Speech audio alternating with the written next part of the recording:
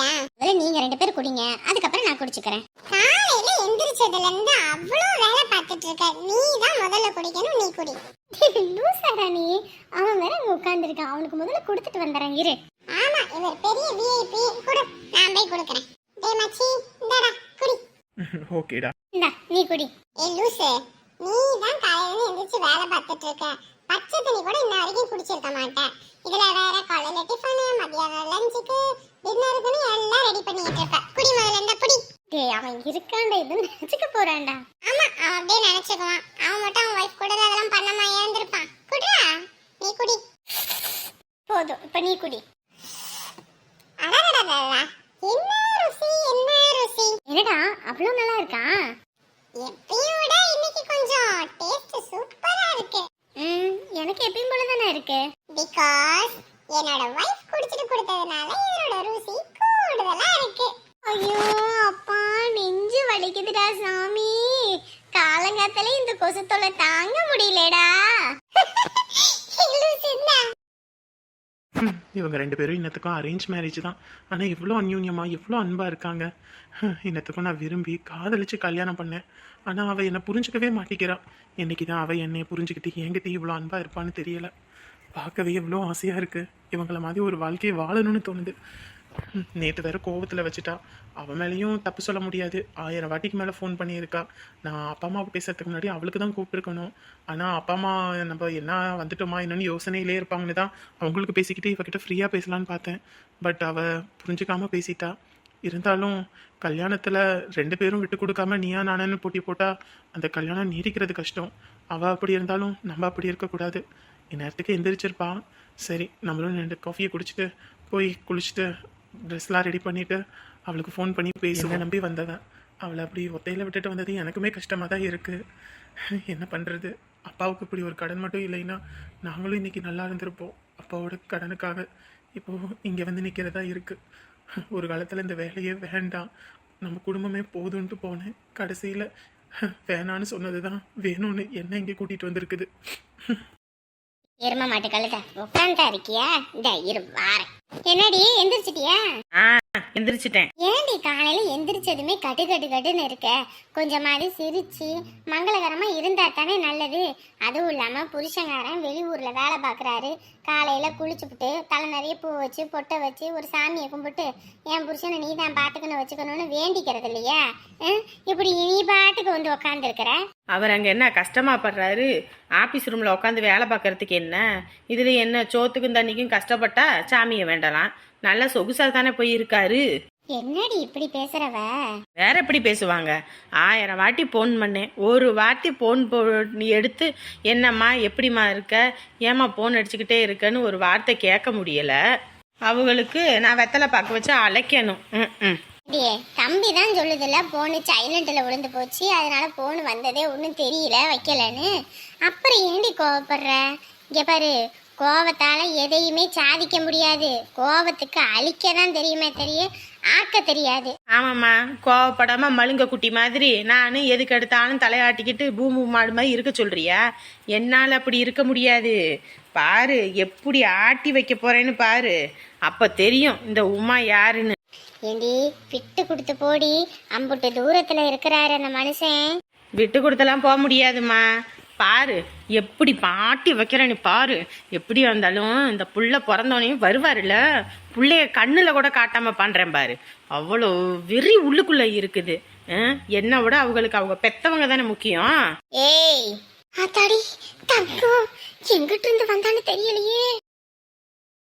குறைக்கிற நாயி வேட்டைக்கு உதவாதுன்னு நினைச்சேன். ஆனா நீ ஊரே அடிச்சு வலையில போடுவன்னு இப்பதாண்டி கண்டுகிட்டேன். ஆள் இருக்கும்போது அப்படியே அமுக்குனி மாதிரி அப்படியே ஊமை மாதிரி நடிக்கிற.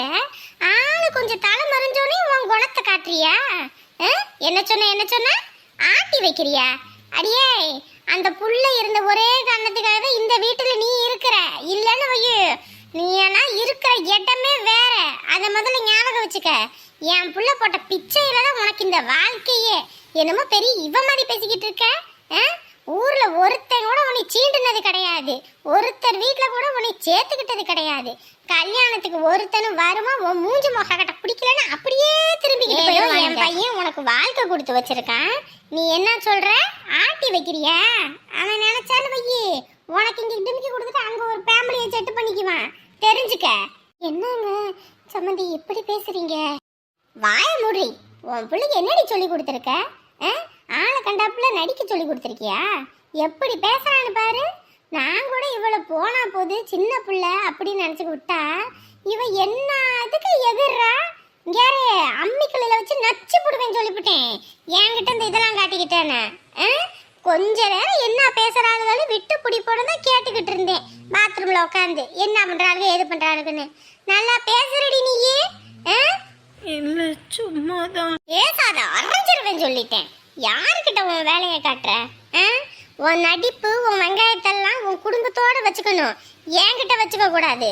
சின்னவ ஏதோ தெரியாம பேசிட்டா. யாரு சின்னவன் சொன்னான்னு வையி உன்னை என்ன பண்ணுவேன்னு தெரியாது. என்னடி பிள்ளை வச்சிருக்க? வீட்டு வேலைக்கு ஒரு துப்பும் கிடையாது. காலையில எந்திரிச்சு ஒரு வீடு வாசலை கூட்டுவான். புருஷங்கார அம்பிட்டு தொலைவில் இருக்கானே, ஒரு சாமியை கும்பிட்டு அவனை நினைச்சு இருப்போம். அதெல்லாம் இல்லை, போனை எடுக்கலையா அதனால ஆட்டி வைப்பானா? நீ என்ன அவனை நினச்சிக்கிட்டு இருக்க? என்னடி அவனை நினச்சிக்கிட்டு இருக்க? அவன் இந்த குடும்பத்துக்காக கஷ்டப்பட்டு எல்லாத்தையும் விட்டு ஒழிச்சு அங்கே போய் உக்காந்துருக்கானே, நான் அம்புட்டு வேதனையில் இருக்கேன். ஆனால் நீ எதை பற்றியும் கவலை இல்லாமல் உக்காந்து நல்லா 3 நேரமும் மூக்க தின்னுபிட்டு வாய் பேசிக்கிட்டு தெரியுற. அப்போ கூட அவன் ஊரை விட்டு போறேன்னு சொன்னப்போ கூட புள்ள இருக்குடா, அந்த புள்ள உன்னை நம்பி வந்திருக்காடா, அவன் உனக்குன்னு இன்னும் ஒரு குழந்தை குட்டி நான் போகுதுடா, கம்முனு இருடானத்துக்கு என் பேச்சை கேட்காம போய்கிட்டு இருக்கிறான். இன்னத்துக்கும் நீ இந்த குடும்பத்தில் இருக்கின்ற ஒரே காரணத்துக்காக தானே போய் அங்கே உட்காந்துருக்கேன், யாரையும் கஷ்டப்படுத்தக்கூடாது வைக்கக்கூடாதுன்னு. அப்படியாப்பட்ட பிள்ளைய என்னடி பேசுற? ஆட்டி வைக்கிறியா? ஆட்டி இந்த மாதிரி வேலையெல்லாம் வச்சுக்கிட்ட அரைஞ்சிருவேன் சொல்லிட்டேன். உன் பிள்ளைக்கு நல்லதை சொல்லி கொடுக்குறியோ இல்லையோ, இந்த மாதிரி பேசுறதெல்லாம் சொல்லி கொடுத்துட்டு இருந்த என் குடும்பத்துக்கு ஆகாது, வெட்டி விட்டுட்டு போய்கிட்டே இருப்பேன். அப்புறம் ஐயோ நாளும் வராது, அம்மா நாளும் வராது. இந்த லட்சணத்துல காதலிச்சு வேற கல்யாணம் பண்றாளுக்கு நீங்க. காதலிச்சு கல்யாணம் பண்ணா தன்னோட கணவனு எப்படி பார்க்கணும், அவனோட கஷ்டத்துல போய் பங்கெடுக்கிறவ தான் பொண்டாட்டி. அதை விட்டுப்புட்டு என்ன பேசிக்கிட்டு இருக்க? ஆட்டி வைக்கிறேன் கீட்டி வைக்கிறேன்னு. இனிமே இதாவது நீ வீட்டுல உக்காந்துக்கிட்டு அரைக்கிக்கிட்டு இந்த மாதிரி பேசிக்கிட்டு தெரிஞ்ச தொலைச்சு கட்டி போடுவேன். ஓடி, இனிமே தோட்டத்துல 24 மணி நேரமும் நீ வேலை செஞ்சுக்கிட்டே தான் இருக்கணும். வீட்டுல உட்காந்து சோறு போடாம தானே கொழுப்பு கூடி போயிருச்சு உனக்கு. கொழுப்ப கரைக்கிறேன். யார் வந்து என்னை கேப்பா? உன்னையெல்லாம் அடிச்சா கூட எவனும் இங்க வந்து கேட்க மாட்டான். அந்த அளவுக்கு ஊர் முழுக்க நல்ல பேர் வாங்கி வச்சிருக்க நீயும் உங்க ஆத்தாலும். உங்க குடும்பத்துக்கு தான் காலத்துக்கும் நன்றி கெட்ட என்னன்றது அப்படியே உடம்புல ஊறியில போய் இருக்குது. பெத்த பிள்ளையே அம்புட்டு தூரம் வளைச்சு போட்டேன், அவனையே யாரோன்னு கேட்டுட்டீங்க. உங்களுக்கெல்லாம் என் பையன் ஏமாத்துறான். இனிமே நீ வீட்டுல உக்காந்துக்கிட்டு சொகுசா இருப்ப. நீயே என் பையனவே நீ எகத்தாளமா பேசுற. நான் தூரத்துல இருக்கேன்னு நினைச்சுக்கிட்டே நீ இம்பிட்டு பேசுறேன்னா இன்னும் என் பையனும் ரூம்குள்ள வச்சு என்னென்ன பேச்சு பேசியிருப்ப. இப்பதாண்டி புரியுது, அவன் இந்த குடும்பத்துக்காக போல உன் வாய்க்கு பயந்துதான் ஊரை விட்டு ஓடி இருக்கான். மவளே, இது மட்டும் என் பையன்கிட்ட கேட்டு எனக்கு தெரியணும். அதுக்கப்புறம் நீ இந்த வீட்டுல இருக்க முடியாது, இருக்கவே முடியாது சொல்லிட்டேன். தங்க யாருன்னு இனி காட்டுறேன். உரசி பாக்குறடியே இரு உனக்கு. போங்கடி, போய் இனிமே காட்டுல எல்லா வேலையும் செய்யணும், உட்காந்துக்கிட்டு இருக்க கூடாது. மேய்க்கிறது எருமை, இதுல வேற பெருமை. அறிவு கட்டவளே, அவ உள்ள இருக்கான்னு சொல்ல வேண்டிதானடி. எனக்கு என்னமா தெரியும், பாத்ரூம் போகணும்னு வந்தேன், கதவு பூட்டி கிடந்துச்சு, சரின்னு நான் அப்படியே இங்கேயே உக்காந்துருந்தேன். நீ வந்து வாயை கொடுக்காம நான் பேசிவிட்டேன். ஐயோ ஆண்டவனே, அவ வாய்க்கு பயந்துகிட்டு தானே நான் ஒளிஞ்சு வாழ்ந்துகிட்டு இருந்தேன். இப்படி வாய் இல்லாம பேசிவிட்டு இப்ப இவ வேற இதை கேட்டுவிட்டாலே. ஐயோ, இனி என்னென்ன பண்ண காத்திருக்கான்னு தெரியலையே. பரவாயில்ல மச்சான், இந்த ஊருமே அங்கே நம்ம ஊர் மாதிரி நல்லா இருக்குங்க. இங்கேயும் தோட்டமெல்லாம் கிடக்குங்க. அத்தை இதெல்லாம் சுத்தம் பண்ணி எல்லாம் என்னென்ன போடணும்னு நினைக்கிறீங்களோ எல்லாத்தையும் போட்டு வழங்கப்பா அப்படின்ட்டாங்க. பரவாயில்லைங்க மச்சான். நான் கூட என்னடா இவங்க வீட்டுக்கு வந்தாங்க இப்படி கூட்டிக்கிட்டு போயிட்டாங்க என்னடா இதுன்னு நினச்சி பயந்துக்கிட்டு தான் இருந்தேன். பரவாயில்லைங்க, நல்லவங்கள தான் இருக்காங்க. அத்தை இப்பயும் சரி அப்பயும் சரி எப்பயும் ஒரே மாதிரி தான். இல்லை மச்சான், என்னைக்குமே யாரையும் கண்மூடித்தனமாக நம்பாதீங்க. இப்படித்தான் கண்மூடித்தனமாக உங்கள் வீட்டில் அவங்கள நம்பி இப்படி ஏமாந்து நிற்கிறீங்க மச்சான். அவங்க அந்த மாதிரி, ஆனால் அத்தை அப்படி கிடையாது. அப்பையிலேருந்தே சொல்லிக்கிட்டே இருப்பாங்க இந்த வீடு உனக்கு தான். ஆனால் அவங்க சும்மா விளையாட்டுக்கு அப்படி சொல்கிறாங்கன்னு நினச்சேன். ஆனால் கடைசியில் அதை நிறைவேற்றும் போது தான் புரியுது இம்புட்டு தூரம் அத்தை நமக்கு செஞ்சுருக்காங்கன்னு. சரிங்க மச்சான், இனிமே பொழப்ப பாருங்க. ஏன்னா 5 10 கையில் சேர்த்து வச்சுக்கோங்க. பிள்ளையே வயசுக்கு வந்துட்டா இனிமே நம்ம தான் எல்லாம் பார்க்கணும் வைக்கணும். முடிஞ்ச அளவுக்கு நாங்களும் உதவி செய்வோம். உங்களை அப்படியெல்லாம் விட்டுற மாட்டோம். அம்மா கூட சொன்னாங்க, மாப்பிள்ளை அங்கிட்ட ஏதோ ஒரு டீ கடையை கூட வச்சுட்டு உக்காரட்டும், என்ன ஏதுன்னு கேட்டுட்டு வாங்கடா, ஒரு கடையை எதுவும் வச்சு கொடுப்போம் அப்படின்னாங்க. எதுக்கு மச்சான், இங்கே தான் பட்டறைக்கு தான் போகிறேன், போய் ஏதோ ஒன்று பண்ணுவோம். ஏன் மச்சான், தெரிஞ்ச தொழிலை பண்ணால் பிரச்சனை இல்லை, தெரியாத தொழிலை பண்ணி அதை கற்றுக்கிறதுக்கே நாளாகும். அது மறுபடியும் என்ன பண்ணுவீங்க சொல்லுங்க பார்ப்போம். இல்லைங்க மச்சான், மச்சான் சொல்கிறத கேளுங்க. புரியுதா? அம்மா இருந்துட்டு சொன்னாங்க, இங்கிட்ட ஒரு கடை எதுவும் பார்த்து 2 பேத்துக்கும் ஒரு டீ கடையை வச்சு கொடுத்துருங்க. ஏன்னா உன் தங்கச்சியும் அங்கிட்ட ஏதோ வடை போட்டான்னு ஏதோ ஒன்று போட்டானா மாப்பிள்ளை டீ ஆத்தினாருன்னா போதும், குடும்பத்தில் அவங்க கஷ்டத்தை ஓட்டிக்குவாங்க. எதுக்கு போயிட்டு தெரியாத தொழிலில் 2 பேரும் கஷ்டப்படணும் அப்படின்னு சொல்லி காசு கொடுத்தா அனுப்பி விட்ருக்காங்க. இங்கிட்ட ஏதோ ஒரு நல்ல கடையாக பார்த்து இருந்து ஒரு 2 நாளாக பார்த்து வச்சு கொடுத்துட்டு வாங்கன்னு மச்சான். ஏற்கனவே எனக்கு நீங்கள் எவ்வளவோ செஞ்சுருக்கீங்க, மேற்கொண்டு அதை இதுன்னு செஞ்சு கொடுத்து நீங்கள் கஷ்டப்படக்கூடாது. எங்களுக்கு எந்த கஷ்டமும் கிடையாது. நாங்கள் என்னைக்காவது ஏதாவது ஒரு கஷ்டம்னு உங்ககிட்ட சொல்லியிருக்கோமா சொல்லுங்க பார்ப்போம். நீங்கள் நல்லா இருந்தால் எங்களுக்கு அதுவே போதும்.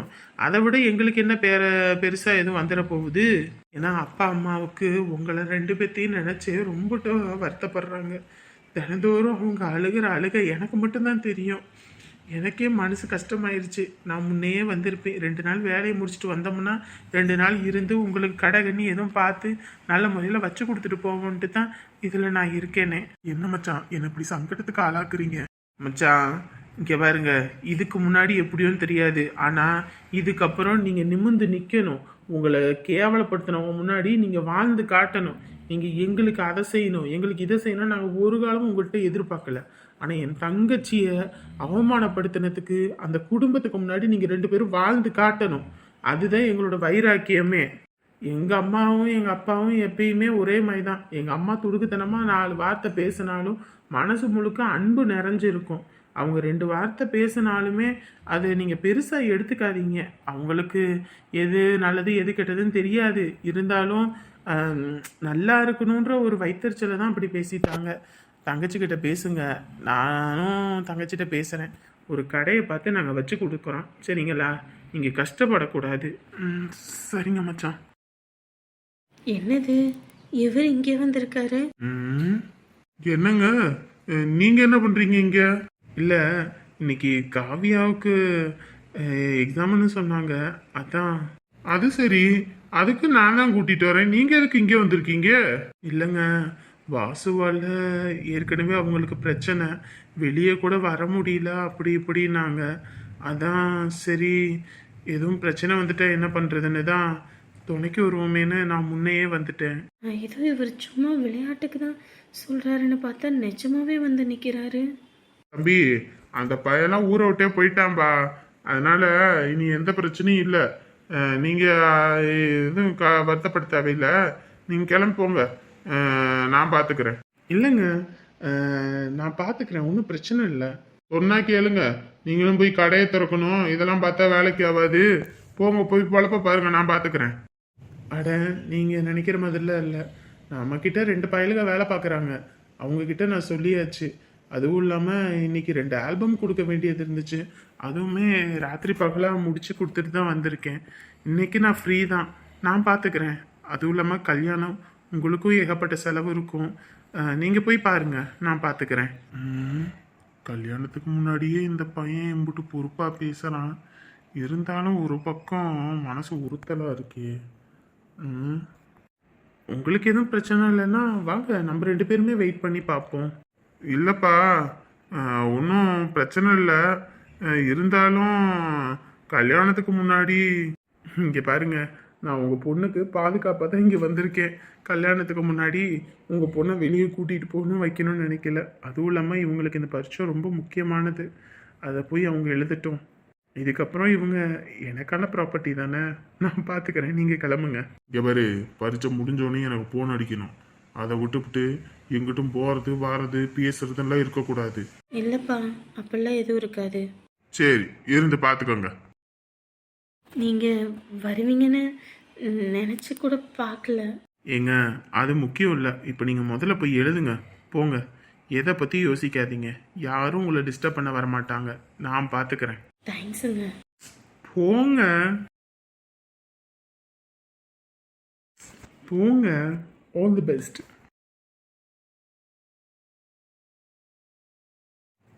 சேஃபாக இருக்காங்க, ஒன்றும் பிரச்சனை இல்லை. எங்கிட்ட இருந்தும் அவன் வந்து டிஸ்டர்ப் பண்ணிடக்கூடாது. உமா, எனக்கு இப்போ எவ்வளோ சந்தோஷமாக இருக்குது தெரியுமா? என்னடா இது, நேற்று அம்பிட்டு கோவப்பட்டுட்டாலே அப்படின்னு சொல்லி வருத்தமாகி போச்சு. அதுவும் இல்லாமல் காலையில் எந்திரிச்சோன்னே உனக்கு ஃபோன் பண்ணுவோன்னு பார்த்தோமா, ஆனால் இங்கே கொஞ்சம் வேலையாயிடுச்சு. இப்போ தான் ஆஃபீஸ்க்கு கிளம்புனேன். அதான் சரி உனக்கு ஃபோன் பண்ணுவோன்னு ஃபோன் எடுத்தேன், நீயே கூப்பிட்ட. இங்கே பாருங்க, என்னாலலாம் இங்கே இருக்க முடியாது. ஏன், என்னாச்சு? எப்போ பார்த்தாலும் உங்கள் அம்மா திட்டிக்கிட்டே இருக்காங்க. யாரு அவங்க? என்னைக்கு தான் திட்டாமல் இருந்திருக்காங்க? என்னைக்கு பார்த்தாலும் ஏதாவது ஒன்று சொல்லிட்டு தான் இருப்பாங்க. ஆனால் அவங்க சொல்கிறாங்கன்னு தப்பாக எடுத்துக்காத, சரியா? அவங்க சொல்கிறதில் இருக்க நல்லதை மட்டும் நீ எடுத்துக்க. ஏன்னா நம்ம அவங்கள பார்த்து கற்றுக்கிட்டு இனி வருங்காலத்தில் நம்ம நல்லா இருக்கணும். இங்கே பாரு, என் ஃப்ரெண்டு கூட அங்கே வந்தா. இங்கே வந்த உடனேயுமே உன்னையே தான் கேட்டா. நம்ம அம்மா அங்கே சொல்லி கொடுத்த எல்லாத்தையுமே இவங்க பண்ணிகிட்டு இருக்கா தெரியுமா? பார்க்கவே அவ்வளோ கண்ணுக்கு குளிர்ச்சியாக அவ்வளோ அழகாக இருக்குது.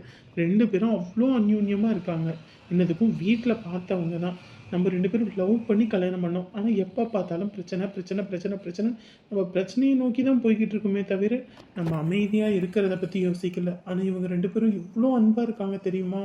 பார்க்கவே அவ்வளோ ஆசையாக இருக்குது. காலையில் எழுந்திரிச்சோன்னையும் காஃபி வச்சு கொடுத்து 3 நேரமும் டிஃபன் செஞ்சு வீடு எல்லாம் கூட்டி நீட் பண்ணிவிட்டு, அதுவும் இது அப்பார்ட்மெண்ட்டு, வெளியெல்லாம் நீட் பண்ணி தொடச்சி விட்டு கோலம் போட்டு, அது பேர் என்ன, நிலவாசல், அது அந்த இடத்துல எல்லாம் மஞ்சள் குங்குமம் வச்சு அவ்வளோ நீட்டாக அந்த சாம்பிராணி போட்டு வீடு அவ்வளோ நல்லா இருக்குது தெரியுமா? சே, இந்த மாதிரி நம்ம வீடு இருந்தால் எவ்வளோ நல்லா இருக்கும்னு தோணுச்சு தெரியுமா? அதுவும் இல்லாமல் காலையில் காஃபி வச்சு கொடுத்து அவன் நீ குடின்றதும் இவன் நீ குடின்றதும் அப்புறம் நீ குடிச்சிட்டு உங்கள்கிட்ட கொடுக்குறதும், அப்படி ரெண்டு பேரும் இவ்வளோ அந்யூன்யமாக இருக்காங்க தெரியுமா? சே, நீ நானும் அந்த மாதிரிலாம் இருந்தால் இப்படி நல்லா இருந்திருக்கும்ல. நான் என்ன சொல்லிக்கிட்டு இருக்கேன், நீங்கள் என்ன சொல்லிக்கிட்டு இருக்கீங்க? ஏய், என்னப்பா என்ன நொன்னப்பா? உங்கள் அம்மா மாதிரி ஒரு ஆள் கூட எல்லாம் இருந்து பார்த்தா தானே தெரியும். உங்கள் அம்மா சொல்கிறத செய்கிறாங்களாம். உங்கள் அம்மா சொல்கிற செய்கிறாங்கன்னா அவங்க வீட்டில் மாமியார் சொல்ல மாட்டாங்களா? ஏன் இவங்க சொல்கிறத அங்கே செய்யணுமா? ரொம்ப தான் அப்படியே அவளை தலையில் தூக்கி வச்சுக்கிட்டு ஆடிக்கிட்டு இருக்கீங்க. உங்களுக்கு ஒரு ஃப்ரெண்டு தானே, வேற ஒன்றும் இல்லைல்ல. ஏய், என்ன பேசிகிட்டு இருக்க? அவள் படித்த பொண்ணாக இருந்தாலும் இவ்வளோத்தையும் பண்ணுறான்னு சொல்கிறேன். ஓ, அப்போ நான் படிக்கலை அப்படி தானே? நான் எப்போமா நீ அப்படி சொன்னேன்? புரிஞ்சு போச்சுங்க, நல்லாவே எனக்கு புரிஞ்சு போச்சு. அங்கே போனோனையும் அப்படியே மாறிட்டீங்களோ? ரொம்ப அவளை தலையில் தூக்கி வச்சுட்டு பேசுகிறீங்க. உங்கள் அம்மா மாதிரி ஒரு ஆளெல்லாம் வெளி உலகத்தில் வேணால் நல்லவங்க மாதிரி நடிப்பாங்க, வீட்டில் மருமவளை அப்படி நடத்த மாட்டாங்க. என்னமோ உங்கள் அம்மா சொன்னாங்களாம், அவங்க செய்கிறாங்களாம். இங்கே வந்து உங்கள் அம்மாவோட ஒரு 2 வருஷம் இருக்கட்டும், அதுக்கப்புறம் அவங்க சொல்கிறத செய்கிறாங்களா இல்லை சொல்லாததை செய்கிறாங்களான்னு அப்போ புரியும். ரொம்ப தான் பேசுகிறீங்க. சரிம்மா, காலையில் உன்கிட்ட பேசினா எனக்கு டென்ஷன் மண்டைக்கு ஏறிடும். நான் போய் ஆஃபீஸில் போய் வேலையை பார்க்கணும். இதை பார்த்துட்டு இருந்தால் எனக்கு டைம் இல்லை. ஓஹோ, அப்போ என்கிட்ட பேசுறது உங்களுக்கு தலைவலிக்குது அப்படி தானே? நான் தலைவலின்னுலாம் சொல்லலை. நான் போய் ஆஃபீஸில் எனக்கு அங்கே ஸ்ட்ரெஸ் இருக்கும், இப்போயே ஸ்ட்ரெஸ்ஸை ஏற்றிக்க வேணான்னு நினைக்கிறேன். ஓ, அப்போ நான் தான் சஸ் பண்ணுறேன் நான் உங்களை. ஐயோ, நான் வைக்கிறேம்மா, நீ பாரு. இப்போ கூட உங்கள் அம்மாவை ஃபோன் பண்ணி என்ன பேசுகிறீங்க அப்படின்னு கேட்க முடியல. இங்கே நீ காலையில் டென்ஷனாக சூடாக இருக்க. முதல்ல டீ எதுவும் குடி, இல்லைன்னா சாப்பிடு, சரியா? சாப்பிட்டு மாத்திரையை போடு. நான் அப்புறம் ஃப்ரீ ஆகிட்டு கூப்பிட்றேன். எனக்கு டைம் ஆயிடுச்சு, வைக்கிறேன். ஹலோ ஹலோ ஹலோ, வச்சுட்டாரா? போனதுலேருந்து அவளை பெருமையாக பேசிக்கிட்டு இருக்காரு. நான்லாம் ஒன்றுமே செஞ்சது இல்லையா அவருக்கு?